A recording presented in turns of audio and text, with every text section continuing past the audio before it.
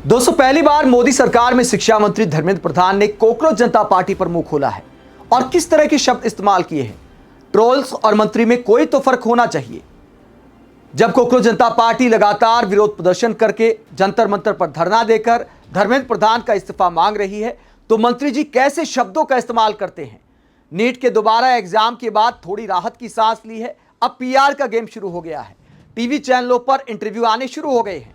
TV चैनलों के interview में अपनी छवि बचाने के लिए किस तरह के शब्दों का इस्तेमाल करते धर्मेंद्र प्रधान विपक्षी नेताओं के लिए और कॉकरोच जनता पार्टी के लिए। उसके बाद कॉकरोच जनता पार्टी का जवाब भी सामने आया है। धर्मेंद्र प्रधान ने टीवी इंटरव्यू में जो बोला, उसके बाद अभिजीत दिपके ने यह बयान जारी करके जवाब दिया है धर्मेंद्र प्रधान को। पहले धर्मेंद्र प्रधान का बयान आपको सुनाते हैं। एक टीवी इंटरव्यू में, एनडीटीवी के साथ इंटरव्यू में क्या बयान दिया है कॉकरोच जनता पार्टी के प्रोटेस्ट को लेकर, उससे पहले यह आपको दिखाते किस बात का इतना बुरा लग गया धर्मेंद्र प्रधान को। कॉकरोच जनता पार्टी वालों ने वायरस बता दिया था, क्या इस बात का बुरा लग गया? क्या कहा था अभिजीत दिपके ने और किस मुद्दे पर वो प्रोटेस्ट कर रहे हैं, धर्मेंद्र प्रधान को लेकर किन शब्दों का इस्तेमाल किया था, जरा सुनिए। वाइब्रेशंस क्रिएट होती है और उस वाइब्रेशन से कोरोना नाम का वायरस खत्म होता है।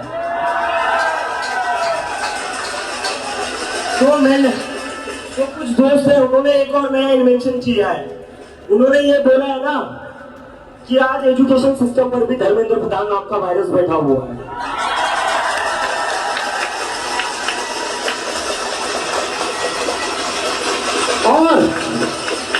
और देखो, सटायर में कह रहा हूँ, बाद में फैक्ट चेक मत करना कि अभिजीत को कोई साइंस का नॉलेज नहीं है। सटायर है। बहुत सारे साइंटिस्ट, यूनेस्को की रिपोर्ट आई है, उन्होंने कहा है कि थाली बजाकर धर्मेंद्र प्रधान नाम के वायरस का भी खात्मा किया जा सकता है। उनको भी पृथ्वी से हटाया जा सकता है। तो ये एजुकेशन सिस्टम में जो वायरस बैठा हुआ है, उसको भगाना है या नहीं भगाना है? भगाना है।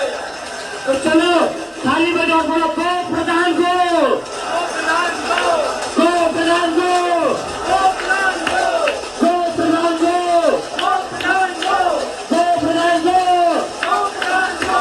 जिन लोगों के हाथ में 2 मिनट कुछ लोगों के हाथ में मैं देख रहा हूँ थाली नहीं है, टेंशन मत लीजिए। एक और इन्वेंशन हुआ था कोरोना के टाइम पर, ताली बजाकर भी वायरस गायब होगा। तो अभिजीत दिपके ने ऐसे शब्दों का इस्तेमाल किया था कटाक्ष करते हुए कि शिक्षा व्यवस्था के लिए धर्मेंद्र प्रधान एक वायरस की तरह हो गए हैं। दोस्तों, एक तरफ बीजेपी नेता मजाक उड़ाते हैं, बीजेपी की ट्रोल आर्मी मजाक उड़ाती है कि जंतर मंतर पर कोई जा नहीं रहा, भीड़ नहीं आ रही, 100-200 लोग आ रहे हैं, 50 लोग आ रहे हैं। अगर 50 लोग आ रहे हैं, 100 लोग आ रहे हैं, तो फिर धर्मेंद्र प्रधान कॉकरोच जनता पार्टी के लिए ऐसे शब्दों का इस्तेमाल क्यों करते हैं? इतना गंभीरता से क्यों लेते हैं? और एक मंत्री को क्या ऐसे शब्दों का इस्तेमाल करना चाहिए? अगर देश के 50-100 नागरिक भी आपके खिलाफ प्रोटेस्ट कर रहे हैं, तो उसकी वजह वाजिब दिखाई देती है। नीट की परीक्षा रद्द होने की वजह से, पेपर लीक की वजह से कितने छात्रों की जान चली गई? क्या इसके पीछे भी कोई अंतर्राष्ट्रीय साजिश थी? जिन परिवारों ने अपने बेटा बेटी को खो दिया, उसकी जवाबदेही आखिरकार किसकी है? शिक्षा मंत्री की नहीं तो आखिरकार किसकी है? उस मुद्दे पर अगर विपक्षी नेता सवाल उठाते हैं, अगर कॉकरोच जनता पार्टी सवाल उठाती है, तो 50 लोग हों या 5000 लोग हों, उनका लॉजिक के साथ जवाब देना चाहिए। लेकिन कॉकरोच जनता पार्टी पर कैसे शब्दों का इस्तेमाल किया है धर्मेंद्र प्रधान ने। एनडीटीवी के साथ इंटरव्यू में कहते हैं, यह तो दहशतगर्दों की बी टीम है, जिन लोगों को प्रजातंत्र ने सिरे से अस्वीकार किया, वो छद्म रूप में आके इस प्रकार की व्यवस्था के पीछे पड़े हैं। जो लोग देश को तोड़ने वाले लोगों के नारे लगाते हैं, उस जगह पर ये सब आइडेंटिफाई हो चुके हैं। कौन लोग हैं ये? मुद्दा क्या है? क्यों करना चाहते हैं? ये कुछ लोगों को देश की प्रगति में भरोसा ही नहीं है। तो देश की प्रगति के तहत क्या नीट का पेपर लीक हुआ था? क्या देश की प्रगति है कि इतने छात्रों की जान चली गई? धर्मेंद्र प्रधान, आपको कुछ तो शर्म लिहाज करनी चाहिए। आपसे इस्तीफा सड़कों को लेकर नहीं मांगा जा रहा, रेलवे को लेकर नहीं मांगा जा रहा। जो नीट का पेपर लीक हुआ, सीबीएसई की पेपर चेकिंग में गड़बड़ी हुई, उसे लेकर आपसे इस्तीफा मांगा जा रहा है। और वो सारी मांगे जायज मानी गई हैं, वो गलतियां पकड़ी गई हैं, वरना दोबारा एग्जाम क्यों कराना पड़ा आपकी सरकार को? तो आप किसी को दहशतगर्द बताकर, किसी को बी टीम बताकर इस तरह की बयानबाजी कैसे कर सकते हैं?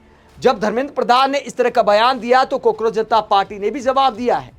अभिजीत दिपके जवाब देते हुए क्या कहते हैं, जरा सुनिए।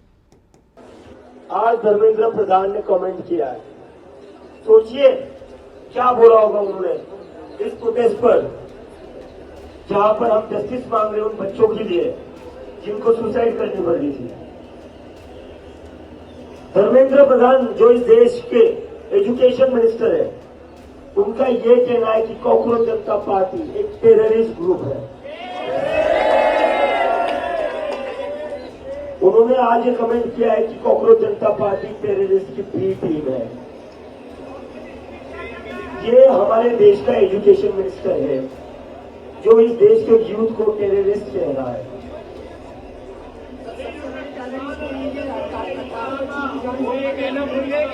मैं धर्मेंद्र प्रधान को कहना चाहता हूँ, टेररिस्ट वो होता है जिसकी वजह से लोगों की मौत होती है। तुम्हारे वजह से बच्चों की मौत हुई है। You are the reason for the death of more than 16 students who had to commit suicide. So sir, we are not terrorists. We are not terrorists, sir. और हमें देशभक्ति का, पैट्रियोटिज्म का सर्टिफिकेट तुम जैसे लोगों से नहीं चाहिए जो खुद मासूम बच्चों की मौत के जिम्मेदार हो। तो अभिजीत दिपके जवाब देते हैं कि आपकी वजह से छात्रों की जान गई है और आप हमें दहशतगर्द कह के बुलाते हो। साथ ही ये भी कहते हैं कि आपसे देशभक्ति का सर्टिफिकेट नहीं चाहिए। हालांकि देशभक्ति का सर्टिफिकेट बांटने की आदत बीजेपी नेताओं को पुराने जमाने से है। विपक्षी नेताओं को देश के खिलाफ बताते हैं। अब सवाल उठाने वाले, प्रोटेस्ट करने वाले इन लड़कों को भी दहशतगर्द कह के बुला रहे हैं। एक निंजा टेक्निक मोदी सरकार के मंत्री के लिए, इकोसिस्टम के लिए एक निंजा टेक्निक बन गई है कि जो भी सरकार से सवाल करे, चाहे जायज सवाल करे, चाहे चारों तरफ से घिरे हो, हर सवाल पूछने वाली आवाज को बदनाम कर दो, विदेशी साजिश बता दो, दहशतगर्दों की टीम बता दो, विपक्ष की बी टीम बता दो, फलां पार्टी की बी टीम बता दो और हल्के में लेने की कोशिश करो। मीडिया इसमें सहयोग करता है। मीडिया पलट के काउंटर सवाल करता नहीं है कि आप उन्हें तो दहशतगर्दों की टीम बता रहे हो, लेकिन आपकी नाकामी की वजह से इतने छात्रों की जान चली गई, उसकी जवाबदेही आखिरकार किसकी है? कायदे से एंकर को वहां पर सवाल करना चाहिए था, लेकिन लगता यह है कि जो भी इंटरव्यू लेते हैं वो भी एक प्लेटफॉर्म देते हैं ताकि धर्मेंद्र प्रधान अपनी छवि बचा सकें और दोबारा बना सकें। वरना छवि तो बहुत धूमिल हुई है शिक्षा मंत्री की। यहां तक कि मोदी सरकार के जो समर्थक हैं वो भी कुछ दिन पहले इस्तीफा मांग रहे थे। तमाम मुद्दों पर धर्मेंद्र प्रधान एक के बाद एक घिरते नजर आए हैं और अब अपनी छवि बचाने के लिए तमाम विपक्षी नेताओं से लेकर कॉकरोच जनता पार्टी को दहशतगर्दों की टीम बता रहे हैं। आप इस पूरे मसले को लेकर क्या सोचते हैं? कमेंट बॉक्स में अपनी राय जरूर दें। साथ ही चैनल को सब्सक्राइब भी करें। नमस्कार।